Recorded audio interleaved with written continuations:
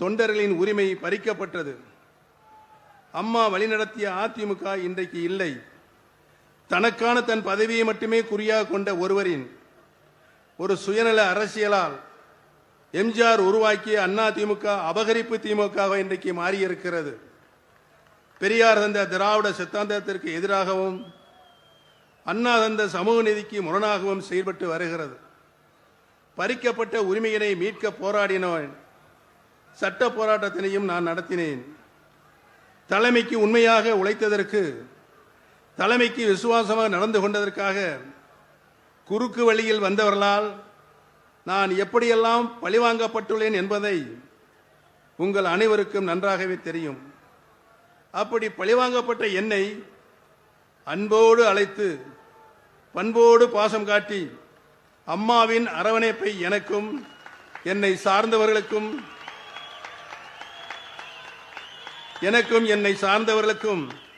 வழங்கியிருக்கிற கரம்பிடித்து வழிகாட்டிய தலைவர் அவர்தான் மாண்புமிகு தமிழ்நாடு முதலமைச்சர் தளபதி அவர்கள்.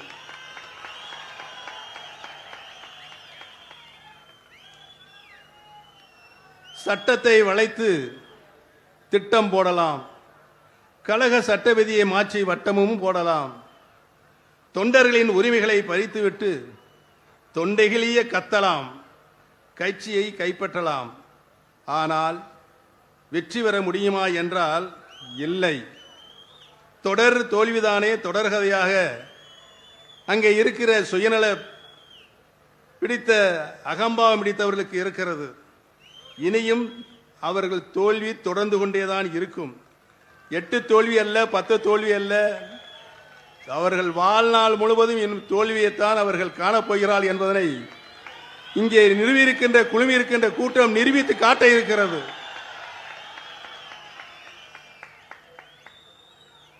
எம்ஜிஆர் ஆரம்பித்த அதிமுக இன்று இல்லை. அம்மா வளர்த்த அதிமுக இன்றும் இல்லை. அதிமுகவோ திமுகவோ இல்லை. இது இன்று அபகரிப்பு திமுகத்தான் மாறியிருக்கிறது, மாற்றப்பட்டு கொண்டிருக்கிறது. இனிமேலும் அதில் பயணிப்பது தன்மானத்திற்கு கேடானது, திராவிடத்திற்கு மாறானது என்பதை உணர்ந்துதான் 75 ஆண்டுகளுக்கு மேலாக திராவிட சித்தாந்தத்தையும் சமூக நீதியும் தடம் பெறலாமல் காத்து வரும் திராவிட முன்னேற்ற கழகம், அதனை தலைமையேற்று சிறப்பாக வழிநடத்தும் கழக தலைவர் மாண்புமிகு முதலமைச்சர் தளபதி அவர்களின் தலைமையினை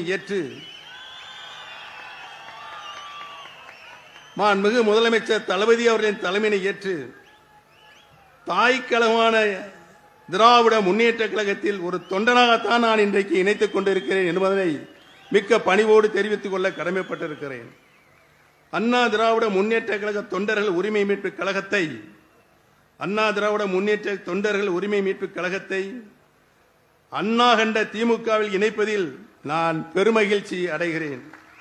தாய் கழகத்தில் இணைந்ததை பெருமையாக நான் இன்றைக்கு மனம் இதய சுத்தியோடு இங்கு கூறிக்கொள்வதில் பெருமையும் கொள்கிறேன்.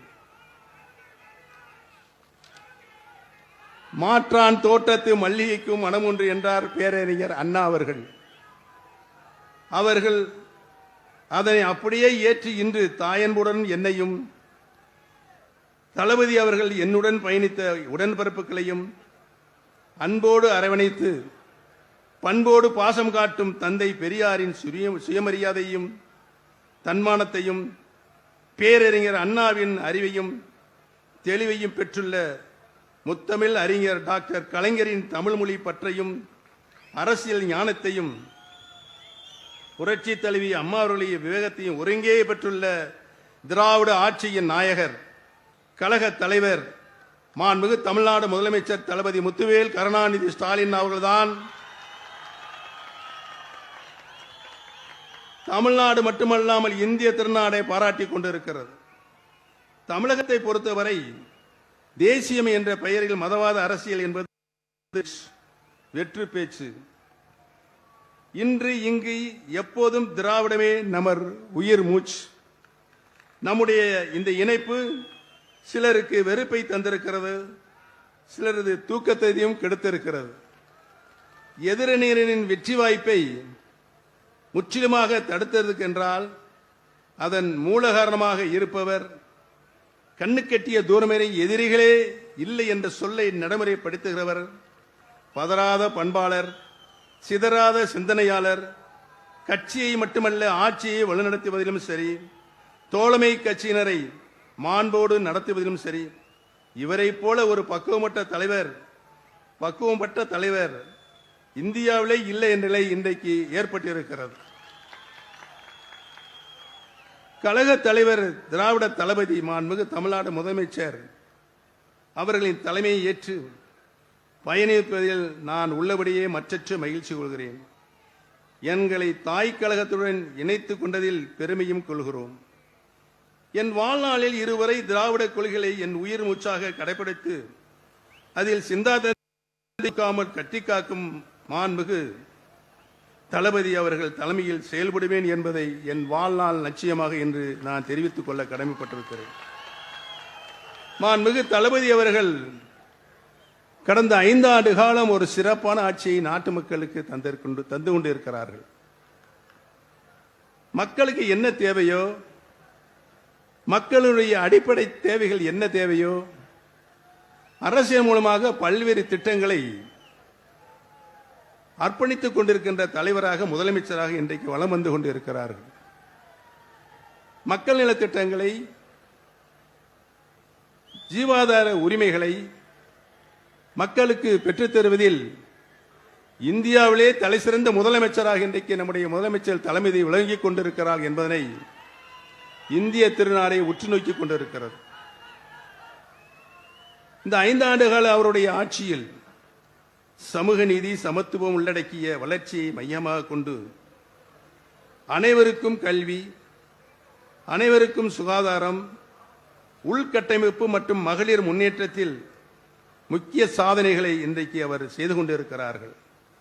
மாதந்தோறும் மகளிர் உரிமை தொகை, இல்லம் தேடி கல்வி, புதுமை பெண் திட்டம், மகளிர் இலவச பேருந்து பயணம், மக்களை தேடி அனைவருக்கும் மருத்துவம்,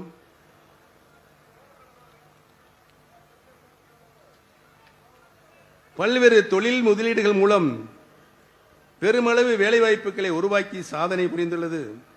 இன்றைக்கு தமிழ்நாடும் தலை நிமிர்ந்து நிற்கிறது அனைத்து துறைகளிலும் என்பதனை நான் இங்கு பணிவோடு தெரிவித்துக் கொள்ள கடமைப்பட்டிருக்கின்றேன். சமீபத்தில் UPSC என்று அழைக்கப்படும் ஒன்றிய தேர்வாணையத்தால் நடத்தப்பட்ட தேர்வில் தேர்ச்சி பெற்ற 60 நபர்களில் 57 பேர் நான் முதல்வன் திட்டத்தின் மூலம் பயின்றவர்கள் என்பது இங்கு வரலாற்று சாதனையாக, அதுவும் நம்முடைய தளபதியின் சாதனையாக மக்கள் அனைவரும் பேசிக் கொண்டிருக்கிறார்கள். இந்திய அளவில் போற்றத்தக்க விதத்தில் வளர்ச்சியும் கண்டுள்ளது. நம்முடைய கனவுகள் மெய்ப்பட வேண்டும் என்று தொலைநோக்கு பார்வையின் மூலம் நமது மாண்புமிகு முதலமைச்சர் ஆற்றல் மிகுந்த கழக தலைவர் தளபதி அவர்கள் எடுத்து வரும் முயற்சி வெற்றி பெற்று இந்தியாவில் முதன்மை மாநிலமாக தமிழ்நாடு திகழும் என்பதில் மாற்று கருத்துக்கு இடமில்லை. இனி நாங்கள் மட்டுமல்ல, ஒட்டுமொத்த தமிழகமே உங்களின் தலைமையினை ஏற்க தயாராக உள்ளது. தங்களை மீண்டும் 2ஆம் முறையாக முதலமைச்சராக அரியணையில் அமர்த்திட, கழக ஆட்சி மீண்டும் தொடர்ந்திட, வரும் தேர்தலில் நாங்கள் அனைவரும் ஒற்றுமையாக இருந்து ஓயாமல் உழைத்திடுவோம். உறங்காமல் களப்பணி ஆட்சி வெற்றி கனிமையை நம்முடைய அருமை தளபதி அவர்களின் திருக்கரங்கில் சமர்ப்பிப்போம் என்று இந்த நல்ல நேரத்தில் சபதமேற்போம் என்பதை தெரிவித்துக் கொள்ள கடமைப்பட்டிருக்கிறேன். மிக குறுகிய காலமாகவே இருந்தாலும் திராவிட முன்னேற்ற கழகத்தில் உடன்பிறப்புகள் இணையும் தாய்க்கழகம் திரும்பும் விழா சீரோடும் சிறப்போடும் நடைபெறுவதற்கு காரணமாக இருந்த பம்பரமாக சுழன்ற மதுரை வடக்கு மாவட்ட கழக செயலாளர் மாண்புமிகு வணிக வரி மற்றும் பத்திரப்பதிவுத்துறை அமைச்சர் அன்பிற்கினிய அருமை சகோதரர் திரு மூர்த்தி அவர்களுக்கும், அவரோடு துணை நின்று பணியாற்றிய மதுரை தெற்கு மாவட்ட கழக செயலாளர் அன்பிற்கினிய அருமை தம்பி திரு மு மணிமாறன் அவர்களுக்கும், முன்னாள் நாடாளுமன்ற உறுப்பினர் தம்பி ரவீந்திரநாத் அவர்களுக்கும், முன்னாள் நாடாளுமன்ற உறுப்பினர் சகோதரர் திரு கோபாலகிருஷ்ணன் அவர்களுக்கும், முன்னாள் சட்டமன்ற உறுப்பினர் சகோதரர் திரு ஐயப்பன் அவர்களுக்கும், மதுரை புறநகர் மாவட்ட கழக செயலாளர் திரு முருகேசன் அவர்களுக்கும், மற்றும் உடனிருந்து ஏற்பாடுகளை செய்திட்ட மாநில, மாவட்ட, ஒன்றிய, நகர, பேரூர் மற்றும் கிளைக்கழக நிர்வாகிகள், உடன்பிறப்புகள் அனைவருக்கும் என் நன்றியை இன்றைக்கு இந்த நிலநேரத்தை தெரிவித்துக் கொள்ள கடமைப்பட்டிருக்கிறேன். இங்கு வருகை புரிந்திருக்கின்ற எங்களுடைய குடும்ப சகோதரர் மாண்புமிகு அமைச்சர் திரு பிடிஆர் தியாகராஜன் அவர்களுக்கும் என்னுடைய நன்றியும் வணக்கத்தையும் தெரிவித்துக் கொள்ள கடமைப்பட்டிருக்கிறேன். தமிழகத்தில் திராவிட மாடல் ஆட்சி மீண்டும் மலரட்டும். தமிழகத்தில் திராவிட மாடல் ஆட்சி மீண்டும் மலரட்டும்.